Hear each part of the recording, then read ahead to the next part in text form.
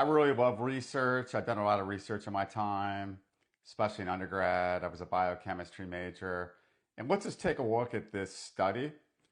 It was actually done in one of the most prestigious magazines called Nature. Evaluation of pharyngeal airway space after orthodontic extraction, treatment, and class 2 malocclusion integrating with the subjective sleep quality assessment. Really, in simple terms, that just means that they were looking at the airway that goes from here to here, how it changed before and after extraction, retraction, orthodontics. So I took a good hard look at this study, and there's definitely some problems with this study. The first one is that the study only looked at 79 Taiwanese patients. I guess it didn't look at anybody else. Different people come in different sizes and shapes. It also only looked at these people immediately before and after the orthodontic treatment. And it actually did so in an extremely invalid way. What they did is they took a look at two-dimensional cephalometrics. So it took only a two-dimensional analysis of a three-dimensional situation, which in today's day and age is a problem. We normally use CBCT imaging. It gives us a look at a three-dimensional situation so we can really see what's going on. So I went to look a little bit further at this study, and obviously these records that were taken before and after people had their orthodontic treatment done, these records must have been taken while the people were awake. And one of the things that we know about our people that are having like sleep problems, that their problems normally happen while they're asleep. The other thing is the study looked really closely at the impact of the extraction, retraction, orthodontics on the size of the airway itself. Normally people that are having sleep problems, they're not actually having a problem with their airway shrinking. What they're having a problem with is their tongue not staying up on their palate, and in their mouth, it's actually falling back into their throat while they're asleep.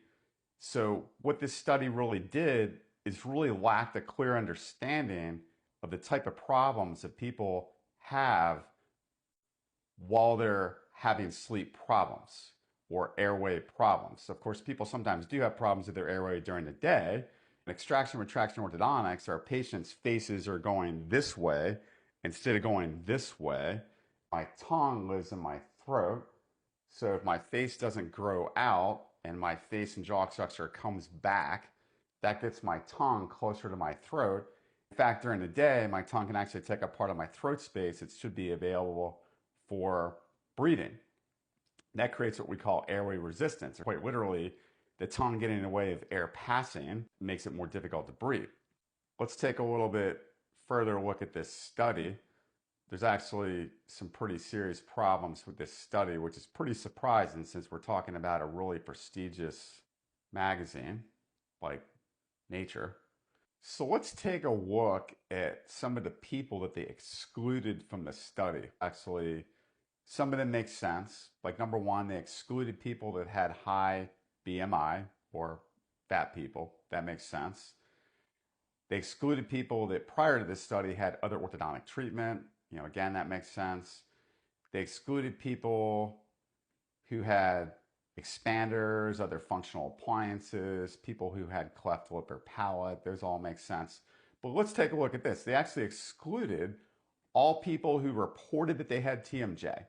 One of the things we know about people that clench their teeth at nighttime, they're doing so because of an airway problem normally.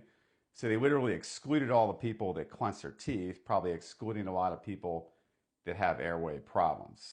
That's really crazy. And the last one, this is the one that really blows me away. They excluded all people that have large tonsils and adenoids. So once again, people that have airway problems normally have large tonsils and adenoids. So they pretty much excluded all the people that might actually have problems. And then the final thing about this study is most of our patients that have extraction, retraction, orthodontics, they don't have a problem with their airway immediately after they have this treatment done. Normally, we see those problems 10, 15, 20, 30 years later. So this study having the data collected immediately before and after the orthodontic treatment and lacking all these things that I just mentioned, yeah, this study is not a long-term study about the effects of extraction, retraction, orthodontics. In fact, it's not even a good study about the effects that after you immediately have extraction, retraction, orthodontics. It's just plain and simple a bad study. In fact, I would almost go as far as to say that this study is deceitful because on its face, it appears to actually attempt to show people that have extraction, retraction, orthodontics have no negative impacts on their airway and their sleep. But when in actuality, if the study had actually been properly done, I think you would have seen something totally different. In fact, this is a perfect example of how research is done in a way to get the results that you want.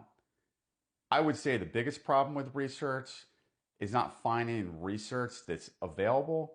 It's that the studies that we really need to do to actually find out the things that we really need to find out haven't been done. There was once upon a time when we all thought that the world was flat and all the research out there supported that the world was flat. But we found that in fact, the world is curved.